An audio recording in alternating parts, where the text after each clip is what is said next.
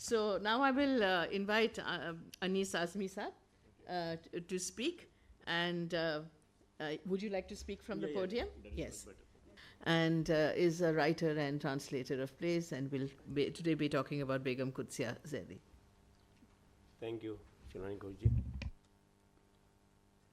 Actually, it was Shama Zaidi Sahaba who was supposed to come and present the paper, but suddenly she has to go to Bangladesh with her film, and Sayyida Appa asked me to come, and she forwarded me the paper also. So I have written before, I think 20 years before, a big article on Qudsiya Zaidi, اور اسی کے ساتھ شمع زیدی صاحبہ سے میرا تعارف ہوا. انہوں نے کہا کہ پوچھا کہ بھئی کون بیوقوف ہے جو یہ لکھ رہا ہے. اور انفارچونیٹلی میں اگر اردو میں بولوں کیونکہ پوری زندگی اردو کی روٹی کھائی ہے تو میرے خیال سے آپ کو کوئی تو قدسیہ زیدی پہ اگر کوئی میٹیریل ملتا ہے تو جامعہ ملیہ اسلامیہ کا جو منتھلی میگزین ہے جامعہ، اس کا ایک خاص نمبر قدسیہ زیدی نمبر شائع ہوا تھا بہت پہلے، آج سے 30-35 سال پہلے. اور وہ کرنل بشیر حسن زیدی کے بہت قریبی دوست مالک رام صاحب نے ایڈٹ کیا تھا. وہ لے دے کے واحد سرمایہ ہے، اس کے علاوہ کبھی کچھ نہیں لکھا گیا. قدسیہ زیدی صاحبہ نے جتنا کام کیا ہے اور صرف 5 سال میں کیا ہے وہ ناقابل یقین ہے، بہت زیادہ. مطلب دلی میں 3 خواتین تھیں جنہوں نے تھیٹر کے اندر بہت بڑا رول ان کا رہا ہے. جوائے مائیکل جنہوں نے یاترک تھیٹر گروپ بنایا، شیلا بھاٹیا دلی آرٹ تھیٹر گروپ انہوں نے بنایا، اور آخر میں قدسیہ زیدی صاحبہ جنہوں نے ہندوستانی تھیٹر گروپ بنایا. اور یہ 1954 میں بنا تھا. اور قسمت عجیب تھی کہ صاحب اتنا کام کرنے والی کی نصیب میں عمر بہت کم تھی، اور سن 60 میں جب وہ دنیا سے رخصت ہوئی ہیں تو بے شمار سرمایہ چھوڑ کر گئی ہیں جو 5 سال میں میرے خیال سے ہندوستان کے دنیا میں کوئی بھی نہیں کر پایا ہے. اس اسپین سے اگر ہم دیکھیں تو ان کا کام بہت محدود تھا، وقت کے لیے تھا، لیکن وہ تیاری بہت پہلے سے کر رہی تھیں. میں کوشش کرتا ہوں کچھ جامعہ سے، تو کہ میرا بھی ایک تھوڑا سا تعلق رہا ہے کہ میرے جو خاندان کے کچھ لوگ جامعہ میں آ گئے تھے، اور ان میں سے ایک میری والدہ کے چچا تایا بلکہ تھے، اسلم جیراج پوری صاحب. تو میری ماں ان کی معرفت مجھے بہت کچھ بتایا کرتی تھی جامعہ کے بارے میں. اور ہم لوگ دلی جب آئے تو ترکمان گیٹ پر ڈاکٹر اسلم پرویز صاحب تھے جے این یو میں، ان کا آدھا گھر 2 پورشن میں تھا. تو ایک انہوں نے ہمارے والد صاحب کے بہت دوست تھے تو انہوں نے حوالے کر دیا تھا، تو ہم لوگ ترکمان گیٹ پہ رہتے تھے. یوم تاسیس کے 3 دن کا جو جامعہ میں میلہ ہوتا تھا تو ہم لوگوں کو تانگے میں بیٹھا کے، ہم 2ری-3ری کلاس میں پڑھتے تھے، والدہ ضرور جامعہ لے کر آتی تھی اور 3 دن ہم یہاں رہا کرتے تھے. تو وہ ماحول جو تھا، وہ جو کچھ ہوا کرتا تھا، وہ ابھی بھی آنکھوں میں بسا ہوا ہے. اور ایک زمانے میں میں یہاں دلی بھیجا گیا، میں ریٹائرمنٹ کے بعد اردو اکیڈمی سے چلا گیا تھا حیدرآباد سینٹرل یونیورسٹی کے اندر مانو میں. تو مجھ سے کہا گیا کہ دلی میں بہت ساری ایسی شخصیات ہیں جن کے سینوں میں بہت سارا کچھ ایسا ریکارڈ ہے جو کبھی کاغذ پہ نہیں آیا. تو تم میرا بچپن اور میرے بچپن کے دن کے حوالے سے دلی میں جتنے بھی لوگ ملتے ہیں، تو میں یہاں آیا، قمر رئی صاحب سے بات کی، خلیق انجم صاحب سے، اسلم پرویز صاحب سے، صدر الرحمان قدوائی صاحب سے، محمد حسن صاحب سے، شمی حنفی صاحب سے، اور وہ سارا ریکارڈڈ ہے. اس میں مجھے سب سے زیادہ جو معلومات ملی تھی صدر الرحمان قدوائی صاحب کے حوالے سے ملی تھی کہ وہ بچے تھے 2ری-3ری کلاس میں پڑھتے تھے پرائمری سیکشنز میں جو جامعہ میں. تو جامعہ میں باؤنڈری بھی نہیں تھی، ایک بیچ میں بڑا سا کنواں تھا، اساتذہ اور اسٹوڈنٹس وہاں بیٹھتے تھے، نہاتے تھے، کپڑے دھوتے تھے، کھانا مکتب میں پکتا تھا. اور کس طرح سے رات کو اکثر لکڑ بگھا اور بھیڑیا بھی جامعہ میں آتا تھا کیونکہ کوئی باؤنڈری بھی نہیں تھی. اور کس طرح سے کمیونٹی کا جو کانسیپٹ تھا کہ سب مل کے کام کریں گے. اور وہاں پر 2 ٹیچرز تھے، ایک شاہد مدھولی صاحب اور ایک اطہر پرویز صاحب. ان کو ذمہ دار بنایا گیا کہ تم یہاں پر کمیونٹی تھیٹر کرو، ویکینڈ تھیٹر کرو. تو جامعہ ایک پہلی یونیورسٹی ایک اسکول کے لیول پر تھا جہاں یہ سب چیزیں شروع ہوئیں. اور اس کی وجہ غالباً یہی رہی ہوگی کہ پروفیسر مجیب، ذاکر حسین صاحب، عابد حسین صاحب، یہ لوگ چونکہ جرمنی میں پڑھے اور وہاں قیام کے دوران انہوں نے برٹولڈ برخت کا بڑا بول بالا تھا، بہت تھیٹر میں پوری دنیا کو بدل کے رکھ دیا تھا. برلن ایمپسلائر جو ان کا تھا بنایا ہوا، اور برختین تھیٹر. تو وہ سب انہوں نے وہاں دیکھا، اور غالباً وہ ایک جو نشہ تھا اس نشے کے ساتھ ہی وہ جامعہ جب لوٹے اور دستت حدیث سے وابستہ ہوئے، تو انہوں نے جامعہ میں اپنے کچھ ہم خیال دوستوں کے ساتھ مل کر ایسا کچھ کیا. تو سننے میں یہ آتا ہے اور کافی ریفرنسز ملتے ہیں کہ جب انہوں نے دھیرے دھیرے جو یہ تھیٹر وغیرہ شروع کیا، اس کے بعد جب یہ یوم تاسیس کو ایک بڑے پیمانے پہ منانے کا ارادہ ہوا اور اس کا باقاعدہ وہ اس کے لیے ایک اسٹیج تیار ہوا اور 3 دن کا میلہ ہوگا، بچے اسٹال لگائیں گے، کھانے کے سامان بکے گا، لڑکیاں جو ہیں کچھ چیزیں ہاتھ سے بنا کے لے کے آئیں گی، ایگزبٹ کریں گی، وہ بیچا جائے گا. تو وہ ایک عجیب سا ایک سما بنتا تھا اور جامعہ نگر کے تمام لوگوں کو کوئی پابندی نہیں تھی، ان کو بلایا جاتا تھا کہ آئیے میلہ دیکھیے. میں اس میلے کا جو بچے آتے تھے وہ ایک بچہ میں بھی تھا. ہر سال تانگے پہ ہم ترکمان گیٹ سے جامعہ آتے تھے. تو اس کا اثر مجھ پر اتنا ہوا، آپ آ کے میں نے ڈرامے دیکھے، وہ کیا عروج پر وہ ایکٹ کرتے تھے اور کیسے کیسے ڈرامے، بہت ہی چیلنجنگ ڈرامے، خاص طور سے شیخ سرمد کا جو ڈرامہ ہوا تھا کہ ایک ایکٹر کو صرف ایک لنگوٹ بنا کے کھڑا کر دیا گیا، وہ برہنہ بالکل جیسے ہوتے تھے، اور یہ کرج جامعہ میں تھی. اس طرح کے ایکسپیریمنٹس ہوئے، وہ میں نے دیکھے بچپن میں. اور شاید وہی کچھ تھا کہ مجھے بھی لگا کہ میں بہت معمولی سا تھیٹر کا ایک ہوں، لیکن مجھے بچپن میں جو اکساہٹ ہوئی تھی، اندر سے ایک آواز آئی تھی، وہ شاید وہ جامعہ کے یوم تاسیس کے سلسلے کے میں جو کچھ میں نے پروگرام دیکھے تھے ان کے اثرات سے میں شاید تھیٹر سے جڑ پایا تھا. بہرحال اب تھوڑا سا یہ میں کوشش کرتا ہوں، کچھ پڑھوں گا، کچھ ایسے ہی بولنے کی کوشش کروں گا آپ تک بات پہنچے. بیگم قدسیہ زیدی اور جامعہ ملیہ اسلامیہ. جامعہ ملیہ اسلامیہ کے بننے سنورنے میں بے شمار لوگوں کا نام لیا جا سکتا ہے. ان میں بلا شبہ کئی خواتین بھی اہم رول ان کا اس میں رہا ہے. انہی خواتین میں ایک اہم نام بیگم قدسیہ زیدی کا ہے. وہ یہاں کی نہ تو طالبہ تھیں، نہ کبھی ٹیچر رہی ہیں، لیکن یہاں کے سوشو کلچر ایکٹیویٹیز میں ان کا انوالومنٹ ہمیشہ بہت زیادہ رہا ہے، اور خاص طور سے ابتدائی دور میں. جس جامعہ کا تصور ہمارے ذہنوں میں ہے، اسے بنانے سنوارنے میں پروفیسر مجیب، پروفیسر عابد حسین، ڈاکٹر ذاکر حسین، بیگم صالح عابد حسین اور بہت سے اہم لوگ تھے. یہ حضرات اعلیٰ تعلیم کے جرمنی سے جو آئے تھے وہ میں اس کو چھوڑ رہا ہوں. بیگم قدسیہ زیدی کی بات کریں تو ان کا تعلق ایک ایسے کشمیری خاندان سے تھا جو کشمیر چھوڑ کر لاہور میں آباد ہو گئے تھے. ان کے والد محمد عبداللہ وانچو پہلے ہندوستانی تھے جو دلی پولیس میں انسپیکٹر کے عہدے پر فائز ہوئے. یہاں بھی میرا ایک رشتہ ہے کہ میں نے پوری زندگی جو اردو اکیڈمی میں نوکری کی، تو ہمارا جو آخری پڑاؤ 8 سال کا تھا وہ سی پی او بلڈنگ میں تھا، کشمیری گیٹ پہ. کشمیری گیٹ انگریزوں کے لیے سب سے مبارک جگہ تھی. انہوں نے ہر بڑی عمارت، ہر پہلی عمارت ہندوستان کے اندر کشمیری گیٹ میں بنائی. اس کی وجہ تھی کہ 30 ستمبر 1857 میں کشمیری گیٹ کے برابر والی دیوار 10 فٹ کی دوری پر توڑ کر وہ دلی میں داخل ہوئے تھے اور فاتح ہوئے تھے. تو ان کو لگا کہ یہ جگہ بہت مبارک ہے، تو پہلا چرچ وہاں بنا، پہلا پوسٹ آفس وہاں بنا، پہلی لائبریری وہاں بنی، پہلا پولیس اسٹیشن وہاں بنا. تو پہلا جو پولیس اسٹیشن بنا جو 1871 میں منتقل ہو کر کلکتے سے آیا، اس میں 6 جو انسپیکٹر تھے، انسپیکٹر کا رینک سب سے اوپر ہوتا تھا، وہ سب انگریز تھے. 7واں ہندوستانی تھا اور وہ قدسیہ زیدی کے مطلب کہ والد صاحب تھے، شیخ محمد عبداللہ وانچو. تو اس بلڈنگ کا ایک واقعہ اور بھی ہے کہ ایک بار شمع آپا کسی کام سے وہاں آئی تھیں اور مجھ سے کہنے لگیں کہ میری والدہ کشمیری گیٹ میں پیدا ہوئیں اور مجھے نہیں معلوم کہاں پیدا ہوئیں. میں نے کہا چلیے میرے ساتھ، صرف اس گیٹ سے نکل کر برابر میں دوسرے گیٹ میں جانا ہے، کیونکہ یہ چیف پولیس آفیسر وہ تھا، C P O building, chief police officer building ہے، اس کے برابر میں وہ بنگلہ ہے جس کے اندر چیف پولیس آفیسر رہا کرتے تھے. تو آپ کے والد کا یہی بنگلہ تھا. بیچ میں ایک استبل تھا 6 گھوڑوں کا. اس کو میں نے جب لے کے گیا تو وہاں وہ ہیڈ کوارٹر تھا این سی سی کا، دلی این سی سی کا. تو وہاں پر جو لیفٹیننٹ کرنل بھاگچی صاحب تھے، ان سے میں نے چونکہ تعلقات تھے، ہم لوگ ایک ہی بلڈنگ کے 2 حصوں میں رہتے تھے، تو ان سے میں نے کہا کہ ایک بہت بڑی شخصیت ہیں آپ کے ہاں آئیں گی، یہ پرائیویٹڈ ایریا ہے لیکن ان کو الاؤ کیجیے گا. ان کی والدہ یہاں پیدا ہوئی تھیں اور ان کے جو والد صاحب تھے، نانا تھے، وہ وہاں پر چیف پولیس آفیسر ہوا کرتے تھے تاریخی حساب سے. تو انہوں نے الاؤ کیا اور شمع آپا بہت جذباتی ہو گئی تھیں جب اس میں صرف جہاں ایموشنس رکھے تھے ان کو نہیں کھولا، باقی پورا بنگلہ جو ہے اس میں 17 کمرے تھے، سب کھول دیے گئے تھے. اس میں بہت خوبصورت بیسمنٹ تھا اور ایسے شاندار بنا ہوا تھا کہ اس میں بھی پورا اجالا رہتا تھا، کہیں لائٹ جلانے کی ضرورت نہیں تھی. شاندار عمارت ابھی بھی موجود ہے این سی سی آفس کے نام سے. انہوں نے کئی دیواروں کو, کئی جگہ کمروں میں جا کے چھو کے دیکھا, فیل کیا کہ مطلب میں اپنی ماں کو یہاں کھیلتے کودتے دیکھ رہی ہوں, ان کی پیدائش. بہرحال وہ کس کمرے میں پیدا ہوئی یہ سب تو نہیں معلوم, لیکن وہ کشمیری گیٹ کے اسی مکان میں پیدا ہوئی تھیں جو آج NCC کا ہیڈ کوارٹر ہے دلی کا.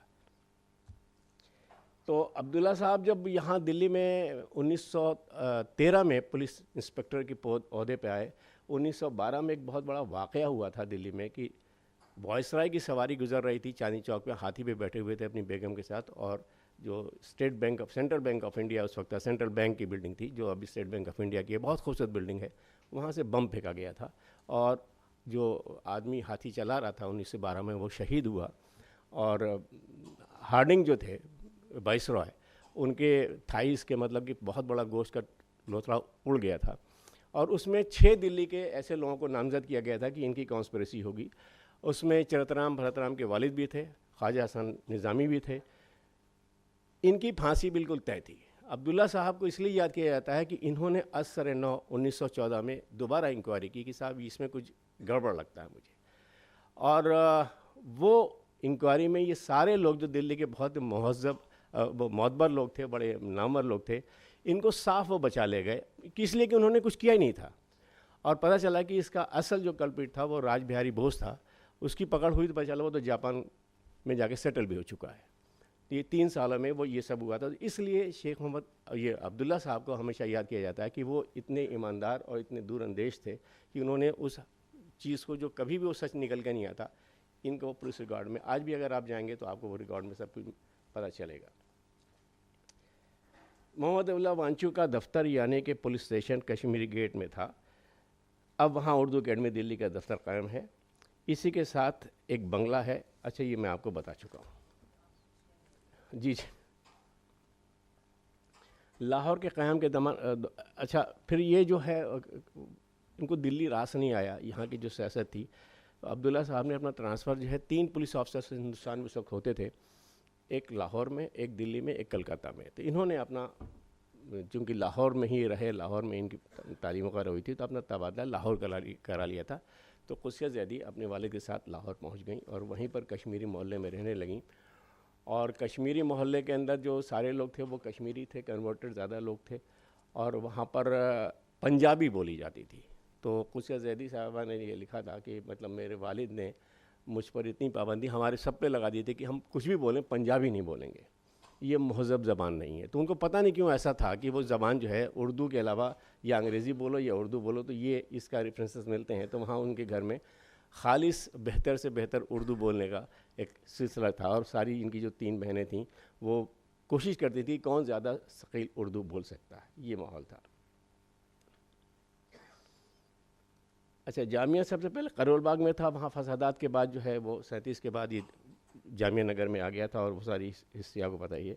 اور وہاں پر کمیونٹی تھیٹر کی جو میں نے بات کی تھی وہاں شروع ہو گئی تھی, اور شاہد مدھولی صاحب اور اطہر پرویز, شاہد مدھولی بہت سینئر تھے, اطہر پرویز بہت جونیئر تھے. یہ وہی اطہر پرویز ہیں جو بعد میں جامعہ ملیہ سے اسکول کے ٹیچر تھے پرائمری کے, اور وہاں جب گئے علی گڑھ یونیورسٹی میں تو وہاں لیکچر ہو گئے, اور پھر الفاظ نام کی میگزین کے چیف ایڈیٹر بنے, اور بہت سارے ان کی کتابیں ہیں, بہت سارا وہ تھا, تو کافی رائز کیا تھا. بچوں کی تھیٹر میں ان دونوں کا بہت زیادہ نام آتا ہے, کمیونٹی تھیٹر خاص طور سے اور ویکینڈ تھیٹر میں.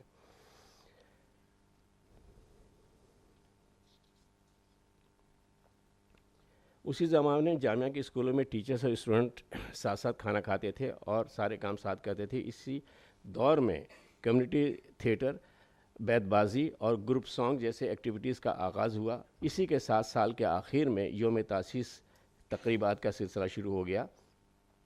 اس میں قدسیہ زیدی صاحبہ کو مطلب کہ شامل کیا گیا کہ آپ کچھ آئیڈیاز دیجئے کہ یہ میلہ جو ہوگا اس کو اور بہتر کیسے بنا سکے. اس کے کچھ ریفرنسز کچھ لوگوں نے بتایا کہ ملتے ہیں. قدسیہ زیدی کے بہنوئی احمد شاہ بھی لاہور جب پہنچ گئیں تو ان کے بہنوئی جو ہے احمد شاہ بخاری, جو پطرس بخاری کے نام سے قلم میں ان کا نام تھا, بہت مشہور تھے, خاصی دلچسپی رکھتے تھے, ادب میں ان کی بہت دلچسپی تھی, اور ڈراموں سے خاص طور سے ان کے بہت قریبی دوستوں میں امتیاز علی تاج تھے, جنہوں نے پہلا ڈرامہ لکھ کے سب کو عجیب الجھن میں ڈال دیا, انارکلی, جو انارکلی کبھی پیدا ہی نہیں ہوئی, اور ہر آدمی ہسٹری کتابیں کھنگالنے لگا کہ یہ کب پیدا ہوئی, کہاں پیدا ہوئی. پتہ چلا کہ وہ ان کے ذہن میں پیدا ہوئی تھی, اور انہوں نے ایک ایسا کردار گڑھا کہ نہ جانے کتنی فلمیں بن گئیں, اور ابھی تک ظاہر سی بات ہے کہ وہ ہندوستان کا کوئی بھی ہسٹورین اس کو تلاش نہیں کر پایا ہے. اس طرح کے بہت سارے کردار ہمارے یہاں آئے, لیکن امتیاز علی تاج تھے جن کے دماغ کا خلل تھا. بہرحال انہوں نے بخاری صاحب نے اور امتیاز علی تاج نے مل کر بہت سارے ڈراموں کے ترجمے شروع کیے, جس میں شیکسپیئر, ابسن اور برنارڈ شاء وغیرہ کے ڈراموں کی کافی بڑی تفصیل ہے, اور ان کے اڈیپٹیشن شروع کیے جو اردو میں تھے. یہ وہ زمانہ تھا جب قدسیہ زیدی لاہور کے گرلس کالج میں کے ہاسٹل میں رہا کرتی تھیں. انہوں نے BA پاس کیا, اور وہاں ان کی جو دلچسپی تھی, نمبر بہت اچھے کبھی بھی نہیں لے کر آئیں, کیونکہ ان کی کتابوں کے شیلف میں زیادہ تر فکشن کی کتابیں ہوتی تھیں جن کو وہ بار بار پڑھا کرتی تھی, اور اپنی ٹیکسٹ کی کتابوں سے ان کو کبھی دلچسپی نہیں ہوئی. BA کے امتحان دیتے ہی وہ بہن کے گھر واپس لوٹ آئیں, کیونکہ والد کے انتقال کے بعد وہ اپنے بہن کے ساتھ, زبیدہ جو تھیں, اور پیترس بخاری صاحب ان کے بہن ہوئی, اور جو چچیرے بھائی بھی تھے, یہ خالدہ بھائی تھے, مجھے نہیں معلوم, کزن تھے, فرسٹ کزن لکھا ہے, تو ان کے ساتھ رہنے لگی تھیں. اور ان کے یہاں امرتا شیرگل سے ان کی ملاقات ہوئی, فیض احمد فیض سے ان کی ملاقات ہوئی, تو ظاہر سی بات ہے. اور بعد میں یہی ان کے جو بہن ہوئی تھے احمد شاہ بخاری, پطرس بخاری کے نام سے, ان کو آل انڈیا ریڈیو کا ڈائریکٹر جنرل مقرر کیا گیا, اور وہ دلی آ گئے. دلی کا ایک بڑا حلقہ ان کے استقبال کے لیے بےقرار تھا. ان کی بزم یارہ میں بہت سے لوگ تھے, جس میں کرنل بشیر سن زیدی, تب وہ پرائم منسٹر تھے رامپور کے, اور بیرسٹر آصف علی, ارونا آصف علی, اور اسی طرح کے بہت سارے لوگوں کا ایک حلقہ تھا جس میں قدسیہ زیدی بھی شامل ہوتی تھیں. اچھا, یہ لوگ ویکینڈس پہ یا پھر کبھی چھٹی ہوتی تھی, کبھی شملہ چلے گئے, کبھی آگرہ چلے گئے, کبھی کشمیر کے آس پاس چلے گئے, تو وہاں یہ سب محفلیں ہوا کرتی تھیں. کرنل بشیر حسن زیدی صاحب کی جو منگیتر تھی اس کا انتقال ہو گیا تھا, اور وہ اس کے عشق میں ایسے مبتلا ہوئے کہ انہوں نے اعلان کر دیا کہ میں زندگی میں کبھی شادی نہیں کروں گا. لیکن ابھی کوئی 22-23 سال پہلے غالب اکیڈمی میں ایک سیمینار میں ارونا آصف علی نے کہا کہ میں نے اتنی ضد کی, اور دونوں ہی بہت خوبصورت تھے, دونوں بہت اعلیٰ عروبے کے تھے, تو یہ کہا کہ بھئی آپ لوگوں کی جوڑی بہت اچھی رہے گی. اور اس طرح سے آگرہ میں یہ لوگ ایک پکنک پہ گئے ہوئے تھے, اور وہاں کرنل بشیر حسن زیدی راضی ہوئے کہ ٹھیک ہے میں قدسیہ سے شادی کر لوں گا. آنے کی مسلک الگ تھے دونوں کے, وہ الگ تھا, لیکن پھر بھی دونوں کے اندر کچھ چیزیں بہت کامن تھیں. اور قدسیہ زیدی چونکہ بہت زیادہ شوقین تھیں, اور اس وقت ادب کو لے کر, ڈرامے کو لے کر, تراجم کو لے کر, تو وہ ان کو کچھ چیزیں ان کی اچھی لگیں, اور ان کی شادی ہوئی. اور رامپور کے نواب رضا علی خان صاحب اسپیشل ٹرین لے کر کشمیری گیٹ, پرائم دلی اسٹیشن تک لائن تھی, لائن کشمیری گیٹ تک ایکسٹینڈ کی گئی کہ وہاں تک بارات جائے گی, تو بارات جانے کے لیے بیچ میں تانگا یا رکشہ یا بس نہیں کرنی پڑے گی, سیدھی لے گی. تو اسپیشل مطلب ایک ٹرین, اور وہ بھی ریلوے ایکسیڈنٹ ہو کر یہ میرٹھ ہوٹل کے اندر رکے, اور وہاں نکاح ہوا, شادی ہوئی, اور اس طرح سے وہ ایک نواب کے محل کے اندر وہاں پہنچ گئیں. اور ایک عجب ظاہر سی بات ہے کہ ایک پرائم منسٹر کی بیوی ہونا اور محل میں رہنا, تو وہاں انہوں نے, رامپور میں مصروفیت کم اور سہولیات بہت زیادہ تھیں. اردو کے کئی اساتذہ وہاں موجود تھے جن کی وجہ سے ان کی اردو میں خاصا نکھار آیا. یہی وہ زمانہ تھا جب قدسیہ کے ذہن میں کلاسیکی ڈراموں کے تراجم کرنے کا خیال آیا. رامپور کی عوامی زبان, محل کی بیگماتی زبان,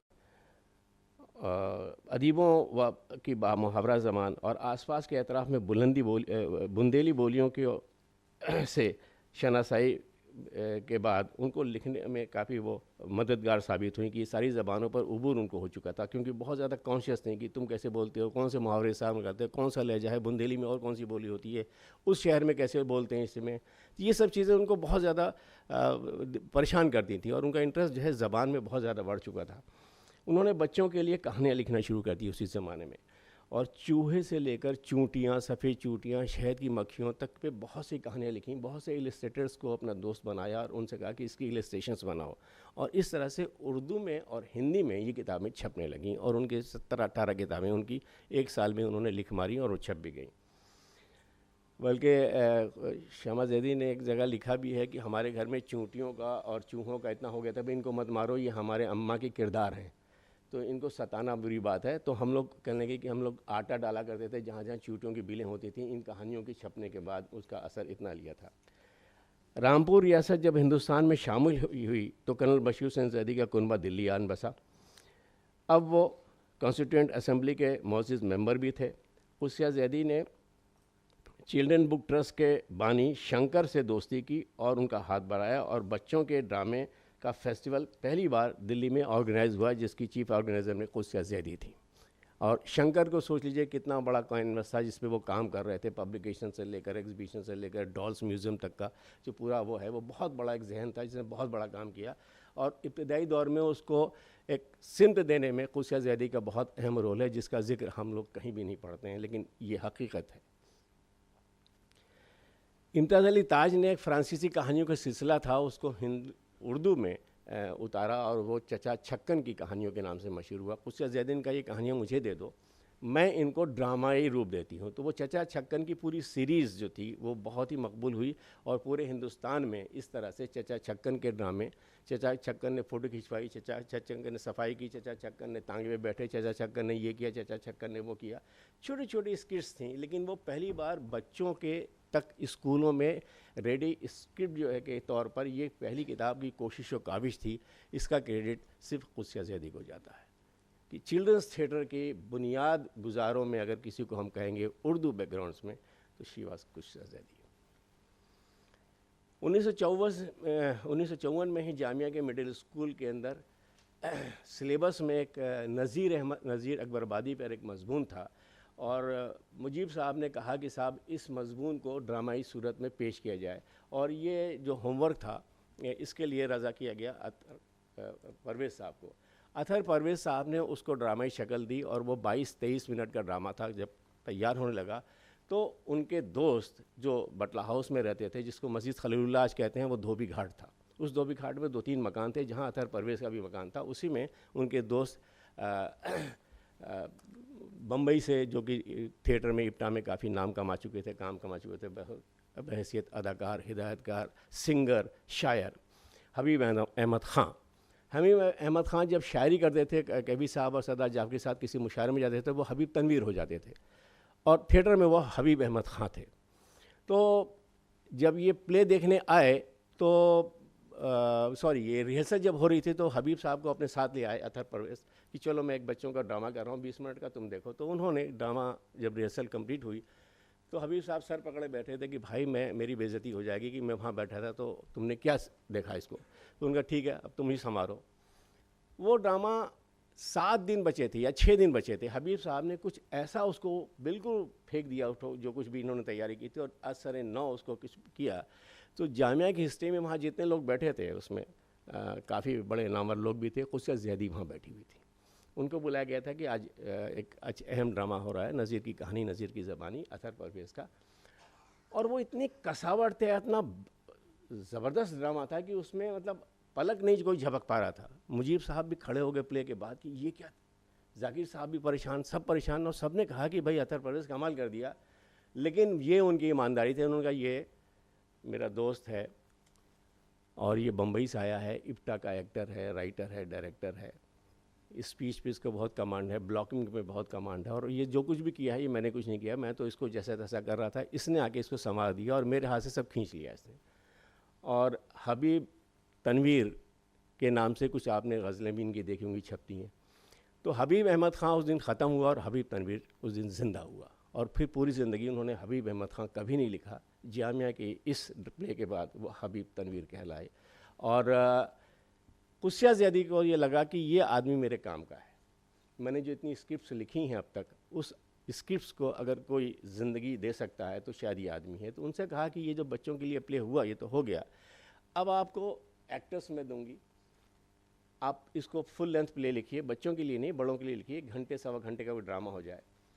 اور حبیب صاحب کو بھی لگا کہ یہ شاید ایک سنہری موقع ہے، مجھے ایک بڑا پلیٹ فارم مل رہا ہے.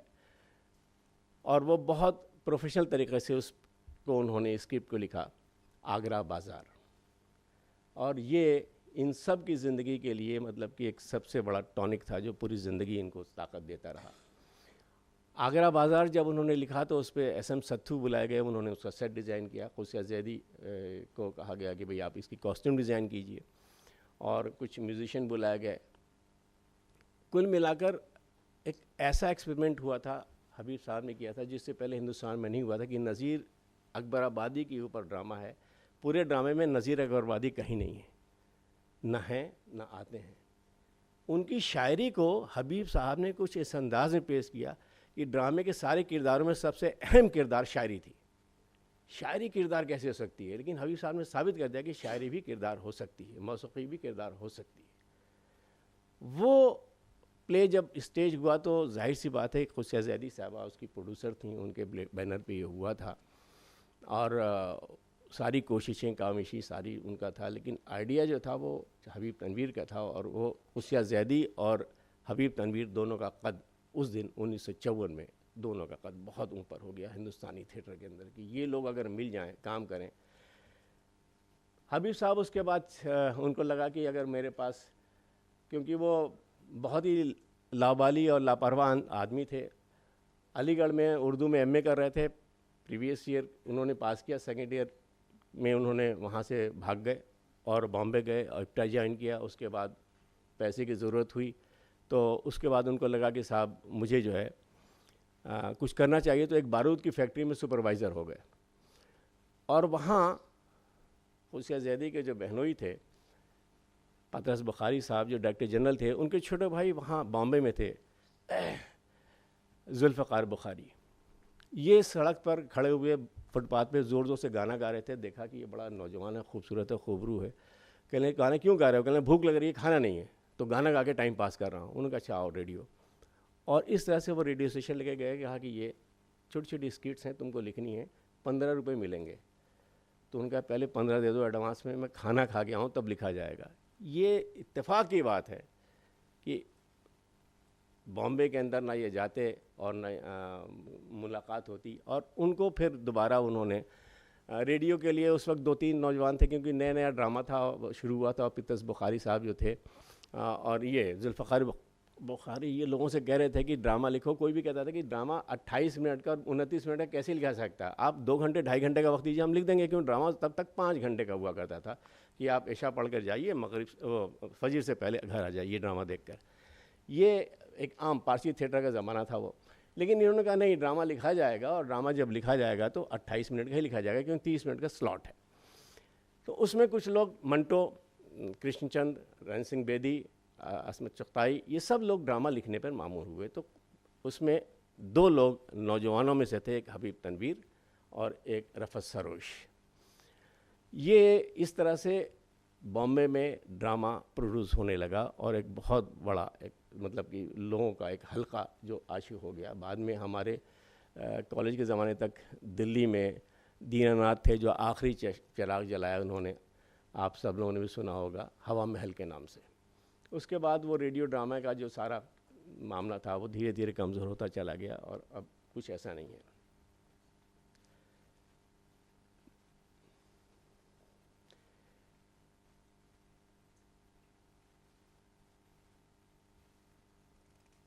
اچھا سر، آگرہ بازار وغیرہ میں نے سب کو بتا دیا. اچھا پھر ان کو یہ ہوا کہ صاحب